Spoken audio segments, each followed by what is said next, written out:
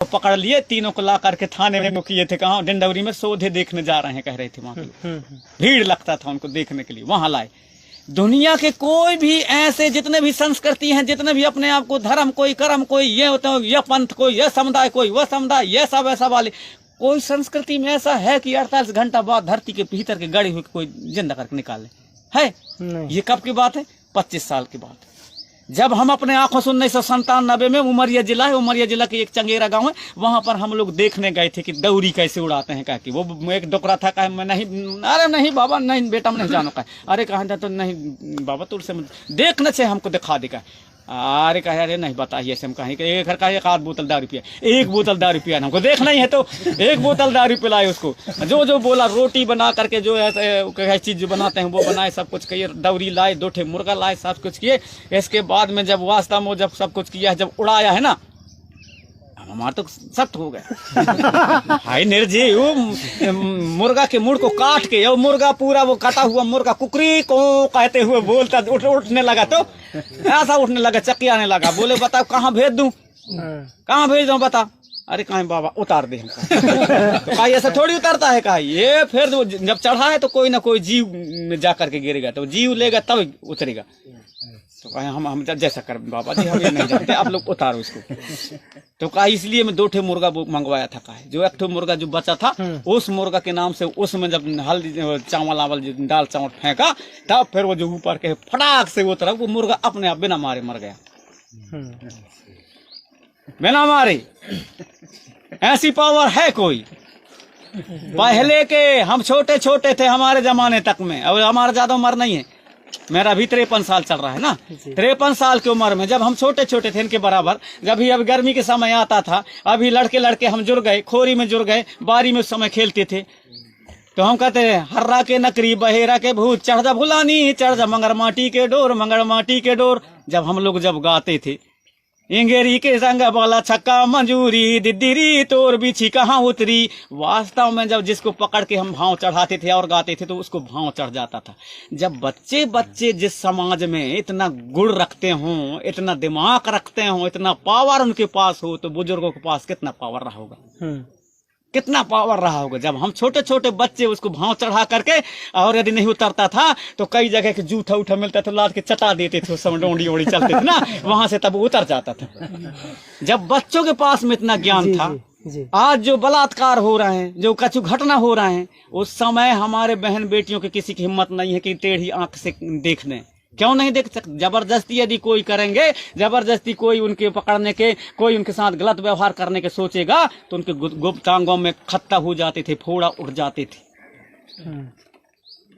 इसलिए वो डरते थे। आखिर में ऐसा ये ज्ञानी, ऐसा ये विद्याधारी समाज, आखिर ये कैसे कुकुर हो गया भाई, समझ नहीं आ रहा।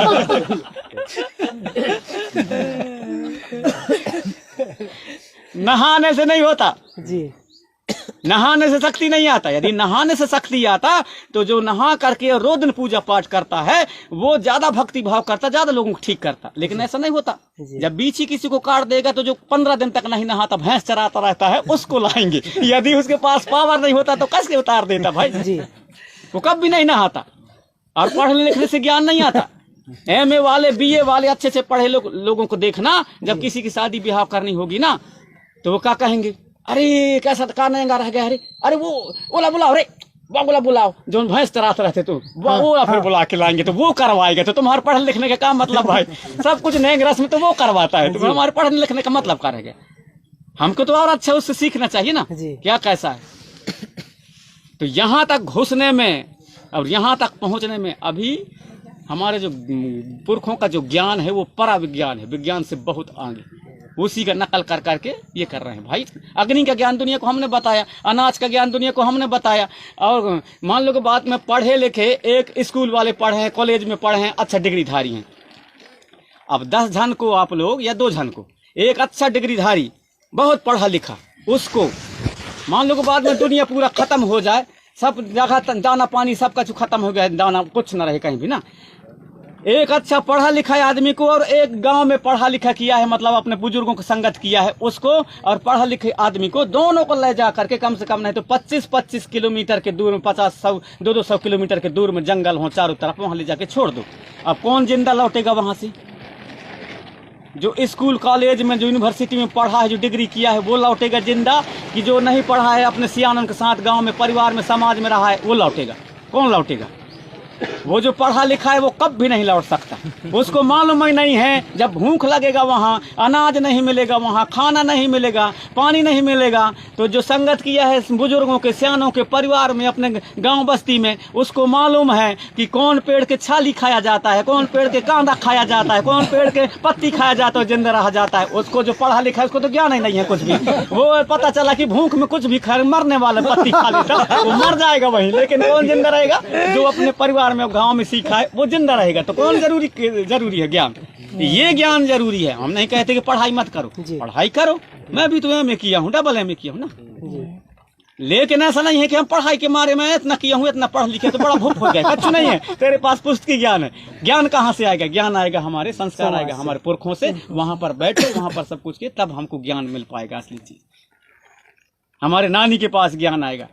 अब हमारे पुरख अब छोटे छोटे क्या थे, शायरी बनाते थे, उस समय आगी जलाते ना, अंगीठी नहीं जला करते थे, जला लेते थे, तो वहाँ ठंड के समय में सब जुड़ जाते आसपास के। अब आसपास के जुड़ते थे, जब आसपास के सब जुड़ जाते थे, बाल बच्चे सब सियाने भी जुड़ते थे, नानी भी जुड़ती थी, वहाँ दादी भी रहे, वहाँ आजी भी रहे, वहाँ नाना भी रहे, वहाँ काका भी रहे, सब कोई रहे, अपने अपने हिसाब के वहाँ तापते थे आगी। अब जिसको जैसे घेर ले उसको, तो जो पीछे आता था, मैं बहुत छोटे से मेरा दिमाग काम करता था, तो उस चीज को जब पीछे आता था क्या करता था, जब उसको जगह नहीं मिलता था तो क्या कहता था, इतना बड़ा कुम्हड़ा रहे ना, कहते थे।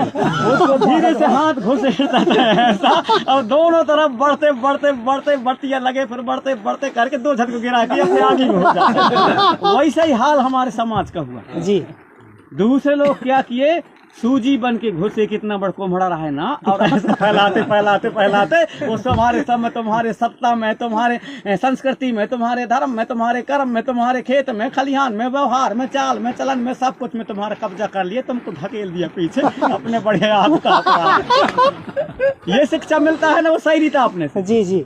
फिर उसमें हमारे सियाने ने बताते थे, किस्सा सुनाते थे, चोटिया और लोटिया रहा है ना, तो हम लोग फिर हाँ कहते थे, चोटिया और लोटिया रहा, कहते हाँ, तो चोटिया कहे चल घर बनाए, लोटिया कहे मैं क्या करूँ घर बना के, तो कहे पानी गिरीता कहे मैं ढोरा में घुस जाऊँ और पत्थर तरी लुक जाऊँ, यार पत्ता तरी लुक जाऊँ। तो चोटिया बना ली घर, लोटिया नहीं बना इस घर। जब लोटिया नहीं बना इस घर, इसके बाद में बना लिया वो चोटिया। जब पानी गिरा है आषाढ़ के समय में, पहला पानी, जब पानी गिरा रात बता के, तो क्या करे चोटिया तो अपने घर में, अब लोटिया घर ही नहीं बनाए, घुसे कहाँ, अपने जो बिल था वहाँ घुस रहा था ढोरा में। जब वहाँ घुसा तो पानी घुसने लगा, वहाँ से निकल के भागी। इसके बाद में गया कहाँ, पत्थर तरी, वहाँ भी पानी घुस गया, वहाँ से भी भागी, जाके पत्ता तली लुक गया, पत्ता में हवा चला तो वो भी उड़ गया, वहाँ से भी। अब ऐसे हो रहे, कहाँ जाऊँ, कहाँ नहीं, ठंड लग गई उसको, कहे जाऊँ तो जाऊँ चोटिया के पास जाऊँ, गाली देते गए। अब आके चोटिया के पास कहती है, रात भर रुकेंगे लाने, मुँह जगह दे दी सहेली, कहते कैसे ऐसे तुम्हें कहो ना कि घर बना ली, कहती तो कही अब जब कुछ कह रही तो कह ले, लेकिन मैं रात रुक के लाने जगह दे दी। अब रात बढ़िया चले, ठीक है, खिलाइश पिलाइश, आगी जला के उसको बढ़िया आगे तपाइश। और इसके बाद में कह देख भाई से मैं कहूँ ना कि तेरे घर बना ली, कहते थे न बनाओ, अब मैं तो बना लाऊँ, आज तो मैं बना लाऊँ तो तू ही काम आइस। तो कही हाँ, अब मैं भी बने हूँ, तो समझ गए हूँ आज से। तो इससे क्या वो मिलता है हमको, इससे क्या संदेश मिलता है? इससे ये मिलता है हमको कि आलस ही मनुष्य का सबसे बड़ा दुश्मन है जी। आलस ही मनुष्य का सबसे बड़ा दुश्मन है। इसलिए कहते हैं कि काल करे सो आज कर, आज करे सो अब पर में परलय हो जाएगी तो फिर बहुरी करेगा कब। तो जो कुछ भी करना है तो आज ही करा, और गुणवान राज बनाना है तो रास्ता न देखो। आज ऐसे इतना जो जितना यहाँ बैठे हो संकल्प ले लो कि हमको गुणवान राज बनाना है, मतलब बनाना है। कल का के लिए आज ही हमको करना है। तो कई लोग क्या कहते हैं कि अरे अब लड़का नौजवान देखो रे, हम बुजुर्ग हो गए, सियाने हो गए, ऐसे कहते हैं। कभी ज्ञान कभी बुजुर्ग नहीं होता, और सिखाई ज्ञान अर्जित करना के लिए कोई सीमा नहीं है। सीमा नहीं है, मरते दम तक करना चाहिए। इब्राहिम लिंकन राष्ट्रपति थे।